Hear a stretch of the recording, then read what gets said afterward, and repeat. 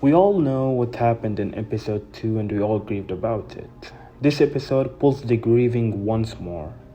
Before you continue watching, beware because there will be all kinds of spoilers.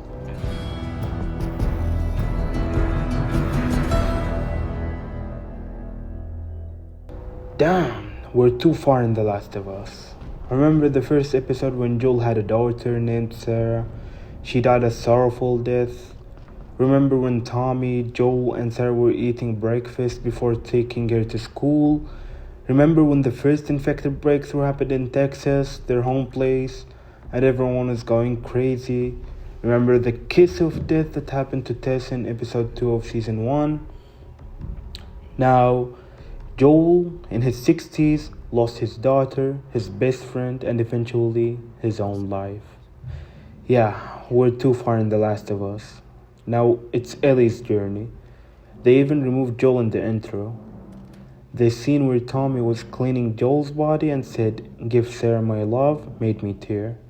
The more to it is when we moved to Jackson's hospital and check on Ellie. The nurse woke her up while she was getting treated and told her, "Are you in pain?" Then she started screaming out of trauma, remembering how Joel died in front of her. That was just the intro to the episode.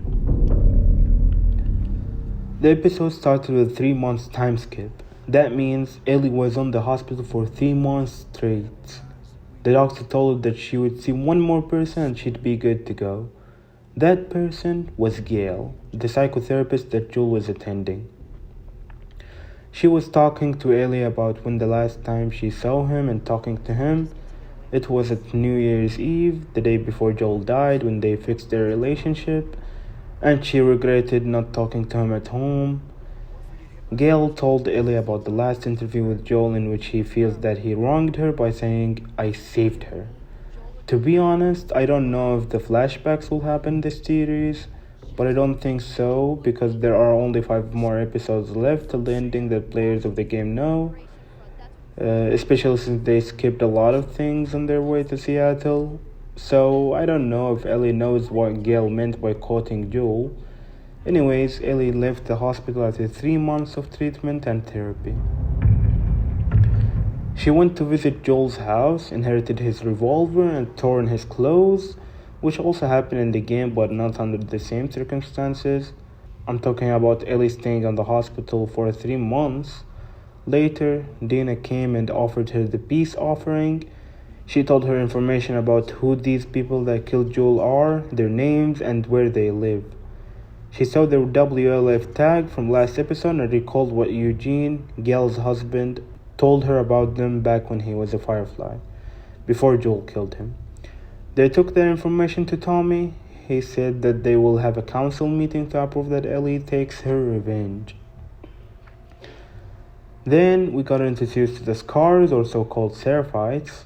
They just told us a brief about them, who they worship and how they survive. The Seraphites are a group of people who worship someone who died a long time ago. They call her the Prophet, in which she keeps them safe and protects them. They wear the same design of clothes and communicate by whistling. They don't use guns, instead bows and arrows and silent killings are their type. They had conflicts with the WLF. Hopefully we will see more of them and their backstories in future episodes. The council has started. They want to hear from the people of Jackson about Joel's vengeance, and they will vote if they avenge him or not.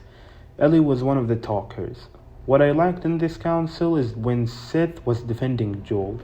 Seth, the one that Joel shoved into the ground when he cussed Ellie at the New Year's party, is now defending Joel and everyone that they lost. Even though Seth was not on the list to give his opinion, he stood up and defended Joel in front of Ellie. Ellie was the last to give her opinion. She organized her thoughts on a piece of paper and read them out loud as Jesse told her to. He's one of the council now. Unfortunately, the council did not accept the proposal of sending people to Seattle and take their revenge. Ellie did not stop to that. She was preparing her equipment and ready to go alone to Seattle until Dina came to her at midnight to join her. She gave her plans on the road to Seattle and helped her in organizing herself. She also took some help from a man who helped packing their supplies and getting them out from Jackson.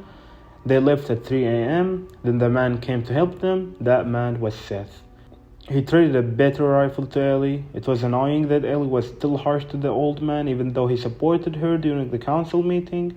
He helped getting them out of Jackson, and the journey to Seattle began.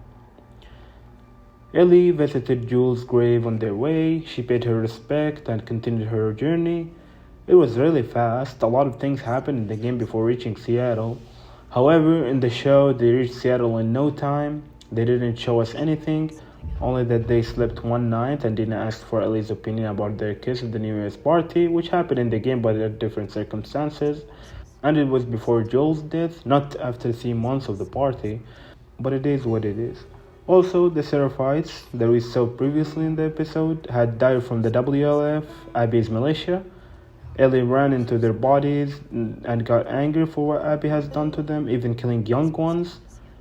Then they reached Seattle. We saw Manny holding checkpoints from a tower. We saw how the WLF are heavily armed. They also have armored vehicles and stuff. Trust me, I don't know how Ellie and Dina will handle them. They were on a different level. Then the episode ended. Tell me your thoughts about the episode in the comment section, and if you like my review, please leave a like and share it everywhere. Thanks for watching, and I'll see you in the next one. Bye bye.